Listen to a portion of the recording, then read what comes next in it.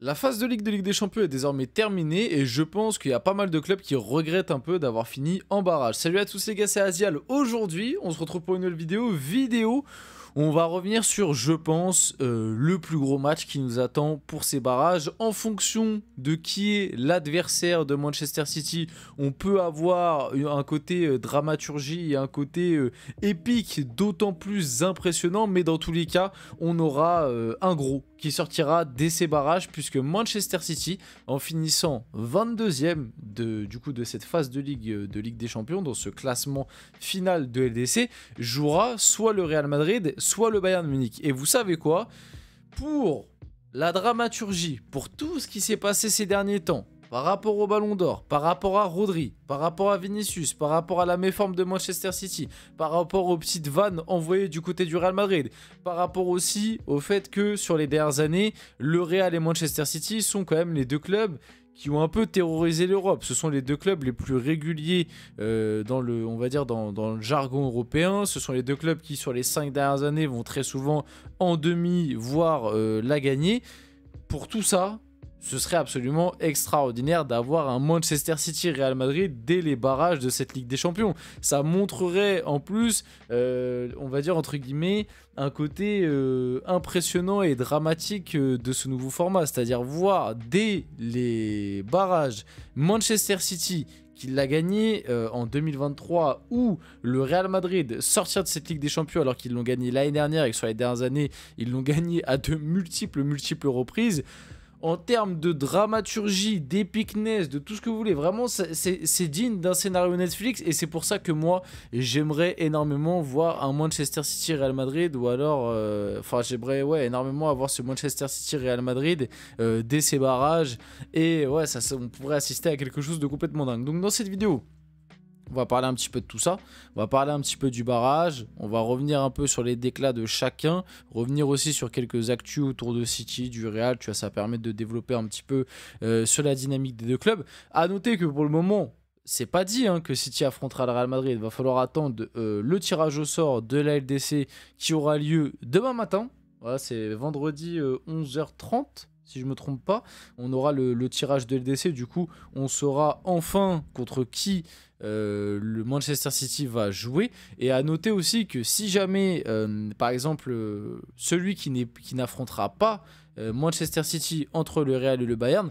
jouera le Celtic. Donc il y a quand même un petit gap entre jouer Manchester City et jouer le Celtic, donc ce tirage au sort va être important pour le Real et le Bayern. Je crois que j'ai tout dit. Avant que la vidéo commence, n'hésitez pas à liker, commenter, partager, vous abonner, ça fait toujours plaisir, ça aide pour le développement de la chaîne. J'ai fait une intro très longue, je m'en excuse, j'espère malgré tout que ça vous plaît, donc n'hésitez pas à liker, etc. Et je remercie comme d'habitude tous ceux qui le font. On va y aller dès maintenant. Et commençons par cette stat, cette information, prenez ça comme vous voulez. Le Real Madrid galère sur le sol français. Les merengues n'ont gagné que 4 des 13 de ces 13 derniers matchs en France face à des clubs français, avec 3 défaites sur les 3 derniers matchs. C'était juste pour rappeler que l'avant-match hier et le match hier face à Brest n'était pas gagné d'avance, puisque quand ce genre de stats sortent, tu peux te dire ah ouais chaud, surtout que on l'a vu quand même cette année en Ligue des Champions, le Real Madrid a montré certaines limites et certaines difficultés. Ils avaient notamment perdu face au LOSC et du coup comme le dit la stat, ils ont gagné seulement 4 des 13 derniers matchs sur le sol français. Donc la victoire face à Brest hier n'était pas quelque chose d'évidente de prime abord, même si le Real Madrid était bien évidemment favori. Et d'ailleurs on a débriefé ce Real Madrid-Brest, je vous invite à aller voir la vidéo. Et pour moi je le dis, le Real mérite sa victoire globalement, même si je trouve que le score final est peut-être un petit peu boursouflé, peut-être un petit peu trop up par rapport réellement à la rencontre. C'est-à-dire que je trouve que le Real globalement mérite sa victoire, mais je trouve qu'ils ont aussi été pas mal mis en difficulté par cette équipe brestoise qui a été valeureuse et qui d'ailleurs affrontera soit le PSG, soit Benfica dans ces barrages de Ligue des Champions. On en reparlera aussi du PSG, de qui ils vont affronter en barrage et surtout de qui ils vont affronter après en huitième. Et aussi par rapport au Real, pour les supporters du Real qui sont là, ou du coup par rapport à Manchester City ou par rapport au Bayern, bref, vous avez capté en fonction du tirage. Après, si j'ai bien retenu, le Real, si jamais par exemple là ils passent, ils affronteront soit Leverkusen, soit l'Atlético. Donc imaginez un monde où le Real tape City là, et qu'après il passe et en quart il joue l'Atlético, enfin en huitième pardon, il joue l'Atlético, oh le parcours de dingue. C'est à dire que tu pourrais jouer dès les barrages, donc les 16e tu pourrais jouer City, et dès les 8e tu pourrais jouer l'Atlético au derby. Ça pourrait te faire un parcours vraiment extraordinaire. Donc on va suivre ça de près, ça va être très intéressant. Bon voilà, c'était juste du coup la petite aparté par rapport au match face à Brest. Donc Carlo Ancelotti a déclaré en conférence de presse: on n'aime pas jouer Manchester City, c'est dur, je n'aime pas le nouveau format, trop de matchs.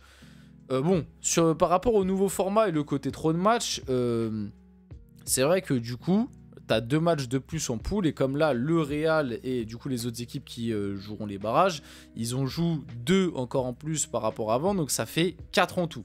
Et c'est vrai que du côté de l'Espagne, tu n'as pas comme nous en France la suppression d'une coupe pour diminuer un petit peu tout ça, donc c'est vrai que ça te rajoute 4 matchs en plus par rapport à l'année dernière. Maintenant, moi le truc que j'ai envie de dire à Ancelotti, et c'est quelque chose aussi que j'avais déjà dit dans une précédente vidéo, c'est-à-dire qu'Ancelotti, il a ce discours facile quand ça concerne bizarrement des compétitions où il n'y a pas de gros cash prize à la clé. C'est-à-dire que je ne l'ai pas entendu avoir ce style de discours quand c'était pour faire la coupe intercontinentale en Arabie Saoudite et que le Real Madrid a pris je sais plus combien pour aller faire ce match.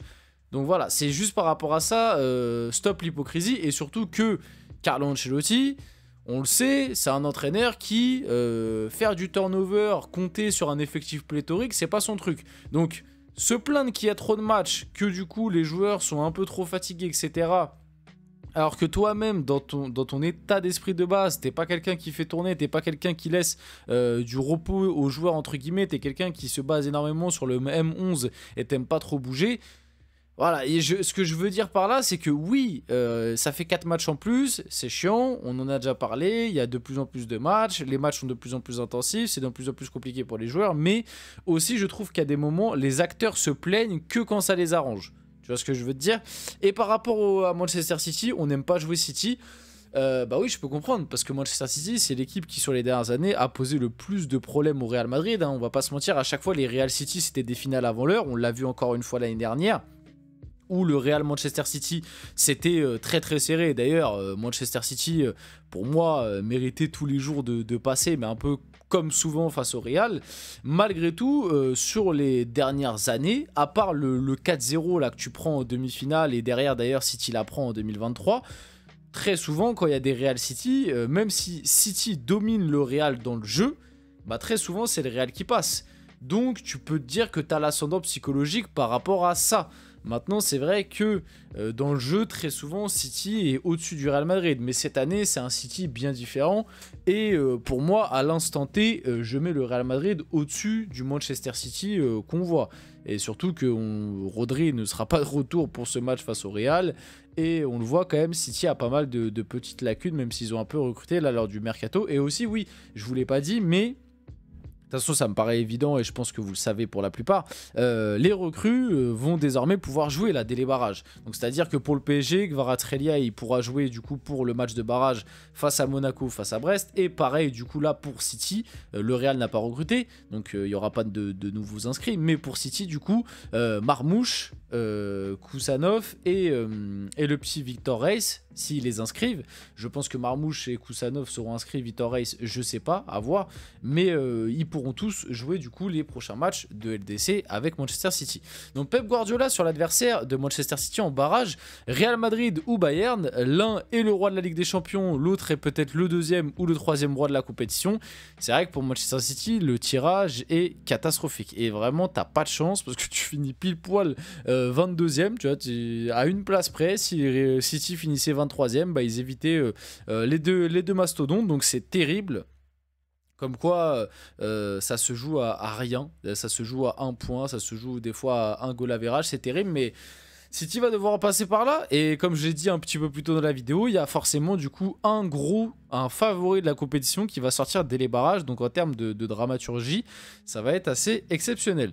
Et pour l'instant, je vais pas vous mentir, je pense, enfin après c'est logique vu la dynamique, mais je pense que City est l'équipe entre les trois gros là qui a le plus de chances de sortir. Parce qu'à l'heure actuelle, en termes de match-up, entre City et le Bayern, bah, je vois le Bayern gagner, entre City et le Real, je vois le Real gagner. Pour le moment, maintenant on va voir avec l'incorporation des recrues et on verra du coup d'ici 2 semaines. Parce que aussi, je ne l'ai pas dit, mais les barrages c'est dans 2 semaines, ça arrive très très vite. Donc Rodrigo a déclaré, pardon, on pourrait affronter Manchester City, c'est toujours difficile, mais à ce stade, peu importe qui nous affronterons, ce sera difficile. Il a pas tort, mais je préfère quand même affronter Celtic. Parce que c'est Celtic l'autre adversaire que Manchester City, donc on va attendre le tirage. Et comme je vous l'ai dit, moi un City Real je kifferai, en tant que neutre je kifferai. On finit la vidéo là-dessus, j'espère que cette vidéo vous a plu. Si c'est le cas, n'hésitez pas à liker, commenter, partager, vous abonner les gars. C'était Azial, on se retrouve très rapidement pour une prochaine vidéo.